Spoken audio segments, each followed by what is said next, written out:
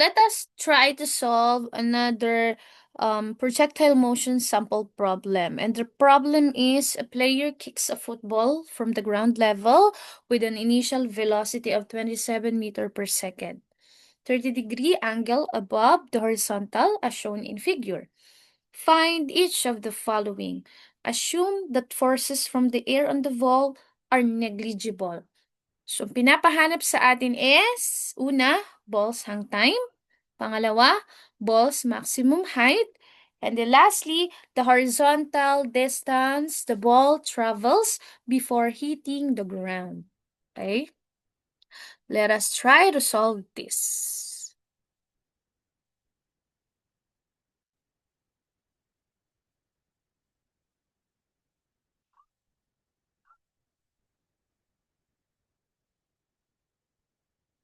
Okay. So, ilagay natin ang ating given. Based sa problem, ang initial velocity natin ay 27 meter per second. And ang ating angle ay 30 degree. Okay. So, para mahanap natin, ang unang pinapahanap ay, lagay muna natin dito, time.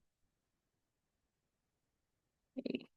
So, para mahanap natin ang time, given that initial velocity at angle pa lang naman ang alam natin, okay, let us assume, or sabihin natin, mag-solve tayo sa moment kung saan ang ating ball ay nakaland, ball lands. Okay?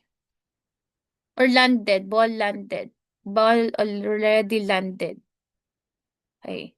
Saan pwede natin gamitin yung equation na y is equals to b sub yt minus 1/2 gt squared. Okay. So, ang ating y, kapag nakaland na ang ball, ay di 0. Okay. So, sa pamamagitan yan, dito sa equation na ito, ang missing na lang natin ay yung time. So, lipat natin sa kabila ito para mawala yung negative niya. Magiging 0.5 gt square. Then, divide both sides by 0.5 g para matira sa kanya ay t squared is equals to byt 0.5 g. Okay.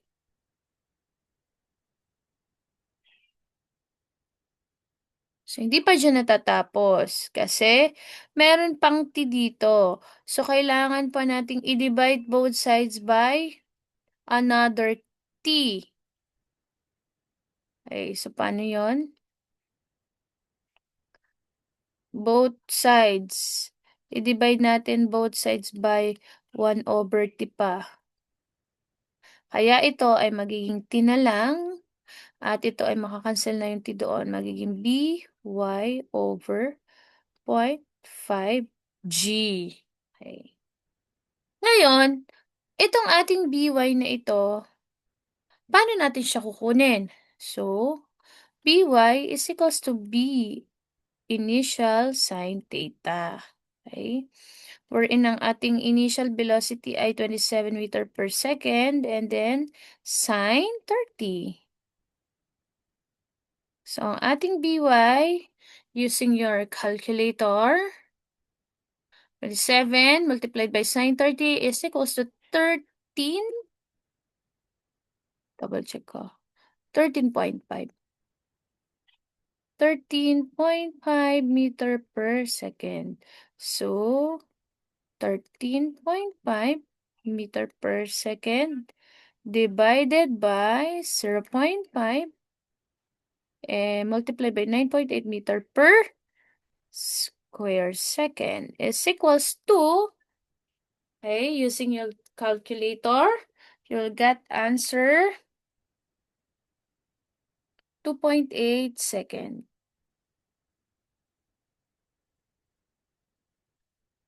Okay. So, ito ang ang sagot sa una nating tanong. Ayan. Okay. So, ano naman ang pangalawang tanong? Is the ball's maximum height? Lang.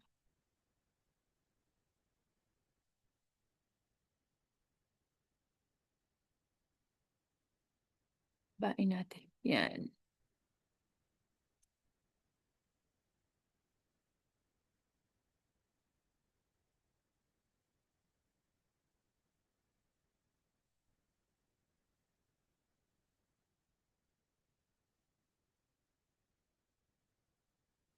Maximum heights. Okay? So, paano naman natin kukunin ang maximum height? Okay. Maximum height occurs at half of the hang time or 1.4 seconds. Okay. So, kung makapapansin nyo, ay ito ang ating, ito ang ating at 30 degrees. Ayan. So, kung dito tayo kanina nag-solve para makuha yung time, okay, ang kukunin natin maximum height, so siya ay half. Nandito siya banda. Kaya naman, pwede nating maging given na ang time at maximum height ay 1.4 second. Okay? And, pwede ulit nating gamitin yung ating ginamit na formula kanina, which is yung y is equals to byt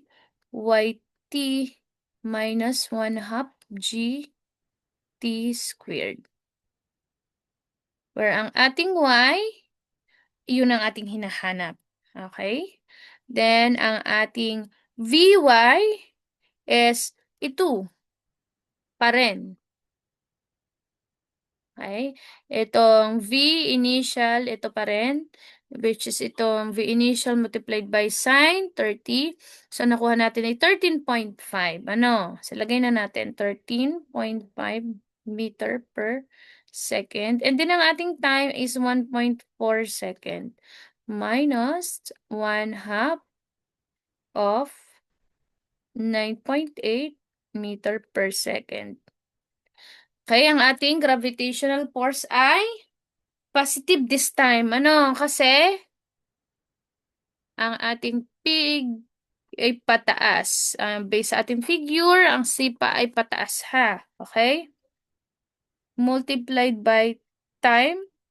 Ang time natin again ay 1.4 square.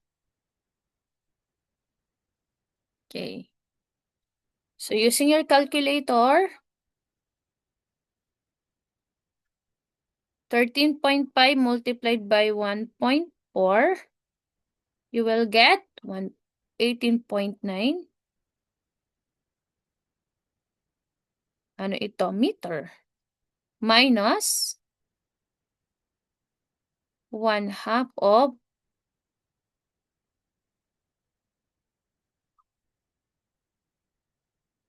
or sabihin na natin, minultiply na natin ang 1/2 multiplied by 9.8, 4.9. Sabihin natin dito, 4.9 meter per second squared. Then, ang 1.4 natin, square mo siya, you will get 1.96.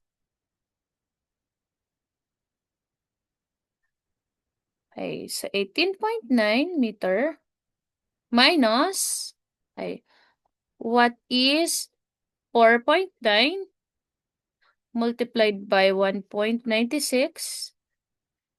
9.604 meter. Makakancel na itong s squared. Okay. So, ang ating y ay 18.9 minus 9.604. Okay, I'm using calculator right now. 9.29. Or atin ang i-ano ha, round up, 9.3 meter. Ayan. So, yan ang ating maximum height. Yeah. Kunin naman natin ang tinatanong sa third question, which is, ang ating third question ay, the horizontal distance the ball travels before hitting the ground. Okay. So, ibig sabihin, yung ating distance ang hinahanap. Yung ating x. Okay? So, x is equals to vx t. Okay? So, ganun yan lang kasimple ang kanyang equation. Okay. So, paano naman yung ating b sub x? Eh, di siya ay vi cosine theta. Wherein ang ating vi, sabi sa problem, ang initial velocity natin ay 27 meter per second.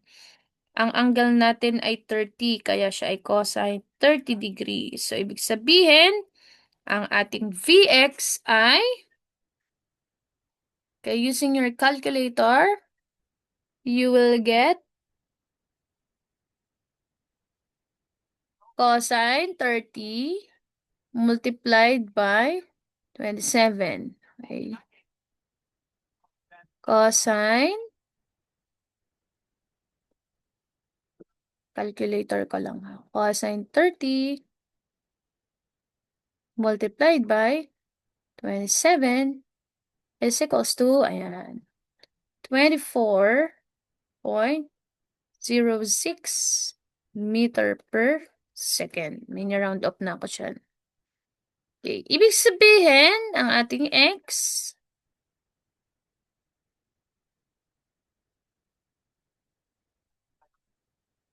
is equals to 24.06 meter per second multiplied by, ang gagamitin nating time ay 2.8 second. Okay? Which is yung time na nakuha natin dito. Ating hang time. Okay?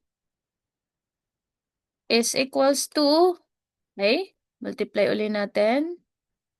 Using your calculator, 2.8 is 67 meter.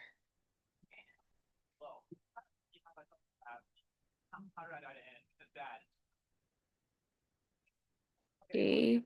Nakuha po ba iyon? Double check lang. 24.06 multiplied by 2.8. Ay, tama. 67.4. 67 meter ang ating horizontal distance. Okay?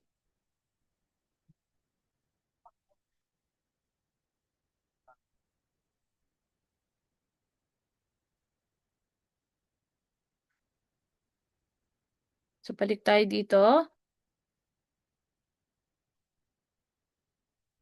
So, try this.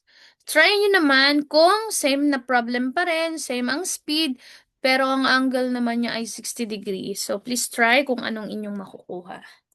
And, okay?